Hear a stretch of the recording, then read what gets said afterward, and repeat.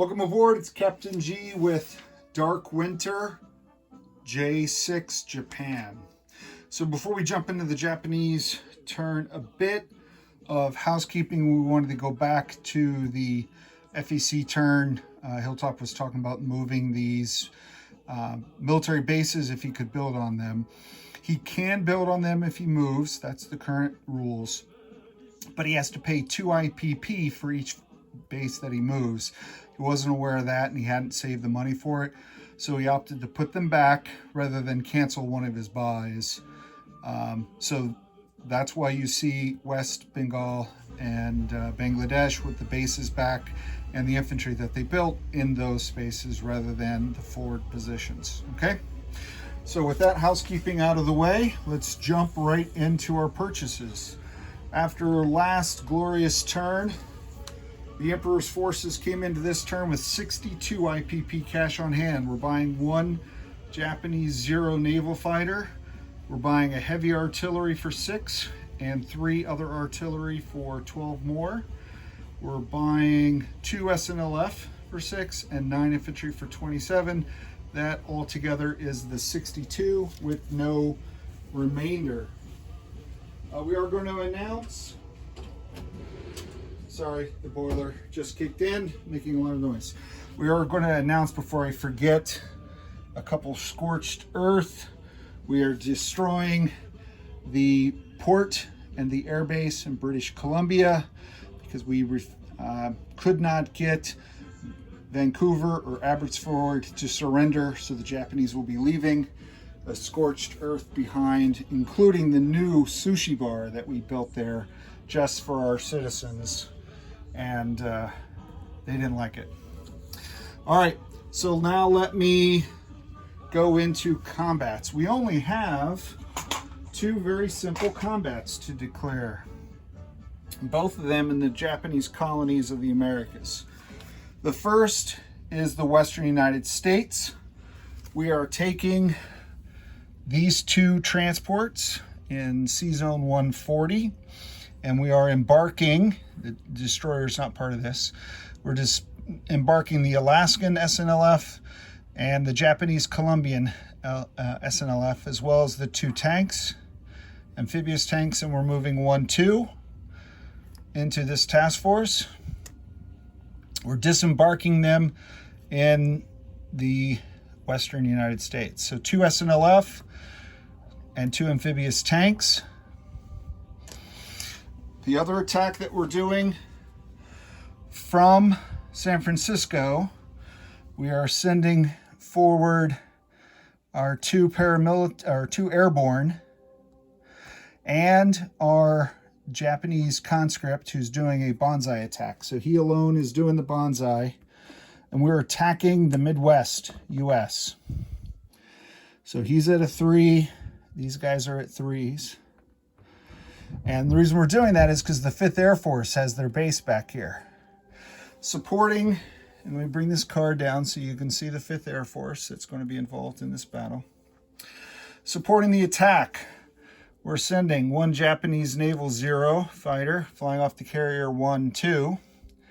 All 4 tactical.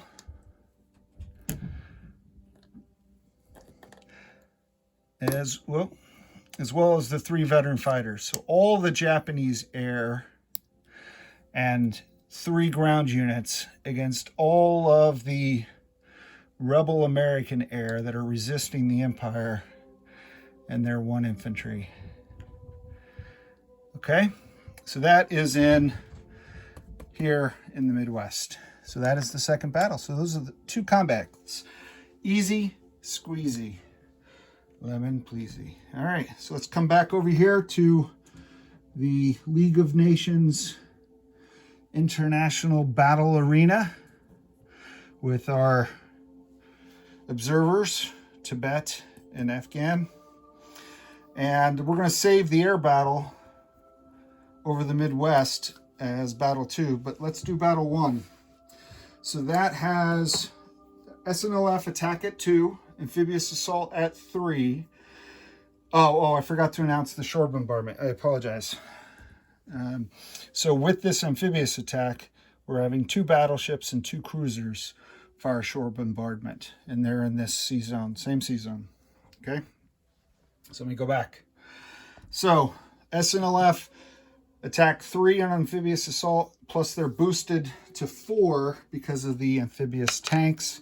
And amphibious tanks attack at 4 normally, 5 when boosted on an amphibious assault. We have 2 6s from the battleship firing one time only.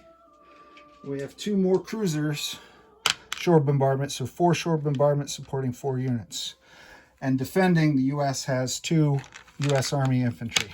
So we'll roll those after. We're hoping to make this one and done, but how many times does that happen? All right, so we got a hit with the battleship. We got a hit with who knows what. The 5s are misses. The 4s are misses. One of the other battleship missed. So only 2 hits, but conveniently, the Americans only put 2 U.S. infantry in there. So one and done. Wunderbar, as our allies, the Germans, like to say. So I'm going to roll 2 4s for the defending infantry. Oh, costly blood battle. A 1 and a 2. Oh, that was a 2 before I moved it. A 1 and a 2. So 2 hits. So we'll lose the 2 SNLF, sadly. And we will take off the 2 US. And we will put on a marker of the rising sun of Japan. Once again, flying over the western United States with those 2 tanks. All right, now for the important battle that will decide somewhat the future of the U.S. for the next few turns. All right, so we have a conscript infantry using his bonsai dice to go 3. We're also sending 2 airborne who attack at 3. We are sending 1 0 fighter attacking at a 6. We're sending 3 veteran fighters attacking at 7s. I can't avoid rolling 7s. I wish I could. And 1, 2, 3, 4 tactical, a mix of Japanese Imperial Army and Japanese Imperial Navy. So 7 7s, 3 3s, and a 6 on the attack, right? 1, 2, 3, 4. Might as well double check. 1, 2, 3, 4. 2, 3, 4. Yeah, 8 aircraft, 3 ground units. Here we go. No, this is not amphibious, so no shore bombardment. This is Midwest United States. Not good. None of the 3s hit. 8, 4, 5. The 6 missed. Oh, Hilltop, I think you're going to ravage me here because I got diced again. 8, 9, 10, 11, 9, 2 hits out of all of that. I'm starting to think that the Afghans picking favorites. 2 hits. So I'm just going to put a 2 over here. Okay. Let's see how bad it is. Now, let's turn so you can see the variety of U.S. aircraft. They have a medium bomber that defends at a 2. He has, it's all intermixed. 1, 2 tactical bombers that defend at 5s. And he has a naval fighter and 2 Marine Corps fighters, so 3 6s. So 3, and he has an infantry, U.S. Army infantry that defends at 4. Let me just make sure. So he's got 1, 2, 3. Japanese have invaded this card. 4, 5, 6, 7 units altogether. And 1, 2, 3, 4, 5, 6, 7 dice. Right? So I think we've accounted for that properly. I'm nervous because of the horrible results of the Japanese Air Force. All right, let's see. All right, so these are 5s, 6 and a 9. They're both misses. The 4 is a hit. This is a 2 for the bomber. That's a miss. That's reassuring. And 2 of the 3, so 3 hits each. Okay, so 3 for the old red, white, and blue. All right, so I'm going to take off casualties based on their defense capability for the U.S. So I'm going to start with the medium bomber. Next, I'm going to go to the infantry because he defends at a 4. And then I'm going to take off one more piece. I'll take off one of the tacticals. If that's his last casualty, then I'll let him choose between the 2 tactical. Japan's got to take off. No, he's only got to take off 2. I'm the one that lost 3. Oh, never mind with the tactical. He only lost 2. I have to take off 3. So I'm going to lose the infantry who's bonsaiing. And I'm going to lose the 2. Am I going to lose? Yeah, I don't care about the territory. I'm there to kill planes. You can have your Midwest cornfields. All right, let's go again, because now I'm angry. And they won't like me when I'm angry. Dr. Banner. All right, let's go again. Less the 3 ground units. I wish I had new dice, but I'm not going to mess with that. 4 tactical, 3 veterans, and 1 Japanese 0. So now it's going to get expensive for both sides. I need 5 hits. Anything more than 2, I guess, would be an improvement. All right, so here's a 5, a 5, a 1, a 2, a 3, an 8, 11, 10. So 1, 2, 3, 4, 5. And 1, 2, 3, 4, 5. So, whew. All right. So we've cleared the skies of the American Scourge. Now let's see what damage they inflict. They still have 3 6s. They still have 2 5s, right? Because they only lost the medium bomber and the infantry. So let's see how this goes. High numbers. I want high numbers. Okay. So 10 and a 12. Not bad. A pair of 7s. I like that when you're on a 5. And a 4. And a 4.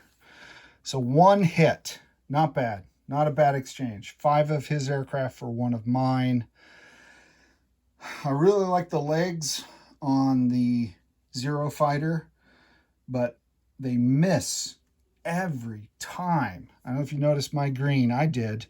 And they just miss. So I'm taking the 0. As much as that frustrates me, because I like those legs. Okay. So that's it. That's the battle. I cannot take the territory, alas. But that wasn't really my goal, was it? Right? I admitted that up front. So I'm going to hijack the 5th Air Force card, and I'm going to land all these aircraft in San Francisco. They are not joining the fleet because they wouldn't have the legs to go where the carriers go. So they're staying in San Francisco. All right, so let's just jump right into non-combat, landing the aircraft. All of them are landing in San Francisco. Now I have pre-divided my fleet. These were the 2 transports that came down from Alaska / Japanese Columbia. We got rid of the British name. And so they are going to join this fleet, which is the 2 battleships, the 2 cruisers that did shore bombardment. 1 other transport. Actually, he doesn't need to stay anymore. I'll stay. I'll take these. I'll leave it exactly as I laid it out. Okay. So 2 battleships, 2 cruisers, 3 transports, 2 destroyers are staying. The balance of the fleet, with no aircraft, all just jumped in on top of this card, is the 3 fleet carriers, the 2 escort carriers, all 4 cruisers, 4 destroyers and 7 naval transports are going to move using the port bonus 1, 2, 3 to Sea Zone 135. And they'll be joined by this Alaskan destroyer moving 1, 2. So that's a 4th destroyer, and I'm just out of room on that. So that's that non-combat. Let me go over here on the mainland. I don't want anyone to think that we forgot that. Actually, before I get up there, let me go down here. From Siam, we've instructed the Thai Air Force to evacuate the king. We will restore him to his true throne at a later date. 1, 2, 3, 4. Oh, I forgot to. Where's my little thing? I am scorch earthing. I don't have one handy. I'm going to scorch earth the naval base at Singapore. I had it covered up. I forgot that with the British Columbia. So I'm leaving these guys behind. I call them my kamikaze infantry and heavy artillery. They're going to stay and defend Singapore as long as they can. But I scorched the port as I did the port and the airbase in Japanese Columbia up in former Canada. This entire army group is going to pull back 1 space into Shanghai, and I will consolidate all of that into 1 task force because the Allies continuing to put pressure. So let me come up a little bit so you can see what all is happening here. Okay, so I moved the entire force from Shantung to Shanghai. All right. I'm also going to take this transport and these 2 destroyers on Tokyo Express duty. They're going to go 1, 2 to Sea Zone 123 and move 3 infantry and non-combat from Tokyo to Shanghai. So I'll add them to the stack, and I'll do a disposition of forces at the end for my fellow players. So I'll combine those guys on there. I'm also going to dispatch this air transport flying 1, 2, 3, drop him off 4, 5, 6 because of the benefit of the air base, and he'll take this last guy, or not last guy, a 4th guy. So 2 on the transport, 1 on the destroyer, 1 on the air transport. All right. And then I'm going to fly the tactical bomber over here. No, I'm going to leave these guys here because they can defend if somebody tries to take a poke at Japan. But I will move over the Yamato and this destroyer to keep this force together. Okay. And yes, Shanghai does have an airbase. All right, that's it. Easy squeezy. 2 attacks, a couple non-combat, not a big deal. Let's bring up the build and let's start placing units. Sorry, midway and wake. We're going to place the 0 in Fukuoka. We're going to place the 2 SNLF in Tokyo. We're going to place the heavy artillery and 2 other artillery in Shanghai.